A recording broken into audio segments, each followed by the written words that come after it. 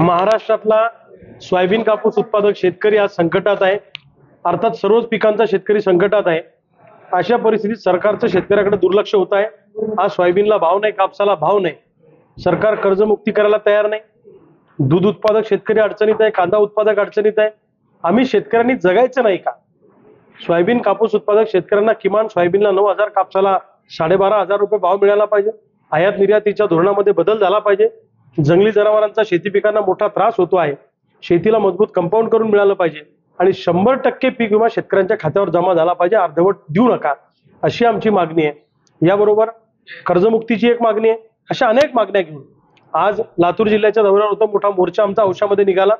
आज लातूरचा दौरा करून सोलापुरात जाणार आहे आणि महाराष्ट्रातल्या सगळ्या तरुणांना घेऊन एक राज्यव्यापी आंदोलन सोयाबीन कापूस उत्पादकांचं उभं करण्याचा आमचा मानस आहे। आमच्या बैठकीमध्ये राज्यव्यापी एक मोठं आंदोलन उभं करायचं, शेतकरी शेतमजूर आणि निराधारांना घेऊन।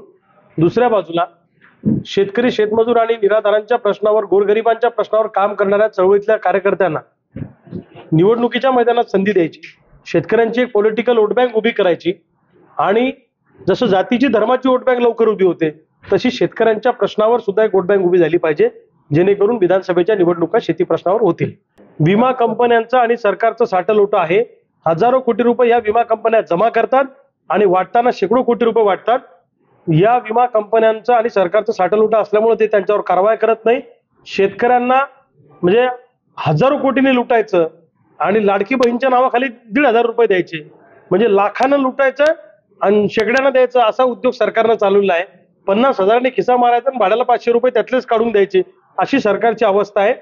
आम्हाला सोयाबीनला चांगला भाव द्या, कापसाला चांगला भाव द्या, जंगली जनावरांच्या त्रासापासून वाचवा, 100% पीक विमा द्या, तुमच्या एकाही भिकारड्या योजनेची आम्हाला गरज नाही, अशी आमची भूमिका आहे। निवडणुकीमध्ये प्रलोभनं द्यायचे, लोकांना आकर्षित करायचं आणि त्यांची मतं मिळवायचा हा उद्योग आहे।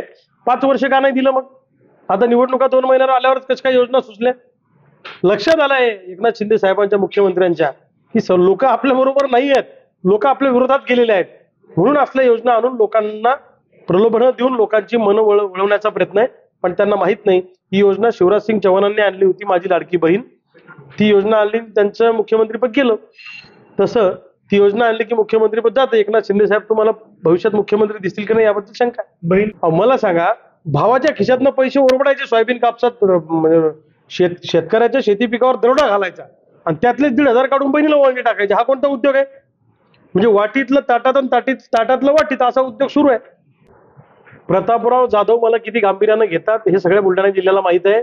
दिवस रात्र ते माझ्यावर टीका करत असतात, त्यांना झोपेतही रविकांत तुपकरच दिसतो। मला जर गांभीर्यानं घेत नाही तर 2.5 लाख मतदान मला अपक्ष लोकांनी दिलं। माझं प्रतापराव जाधवांना चॅलेंज आहे, हिंमत असेल तर माझ्यासारखं अपक्ष लढून दाखवा आणि तुम्ही 50,000 मतं मिळून दाखवा अपक्ष लढून। भाजपच्या भरोशावर तुम्ही खासदार झाले आणि मी काही असं दुसऱ्याचे फोटो लावून मतं मागितले नाही, स्वतःच्या कर्तृत्वावर मतं, मला 2.5 लाख मतं मिळाले आणि तुम्हाला जे मतदान मिळालं हे धनशक्तीच्या जोरावर आणि भारतीय जनता पार्टीच्या 2 आमदारांनी तुम्हाला वाचवलं खामगाव आणि जळगाव जामोदमध्ये, म्हणून तुमचं जमलं। दुसऱ्याच्या भरोशावर जमवणाऱ्यांनी मला शिकवण्याची गरज नाही आणि केंद्रीय राज्यमंत्री झाल्यावर सुद्धा जर त्यांना रविकांत तुपकरवर टीका करावी लागते आणि एकेरी भाषेत माझा उल्लेख करून ते बोलतात तर माझ्यामुळे त्यांची किती आग झालेली आहे हे सगळ्या महाराष्ट्राला माहित झालेलं आहे।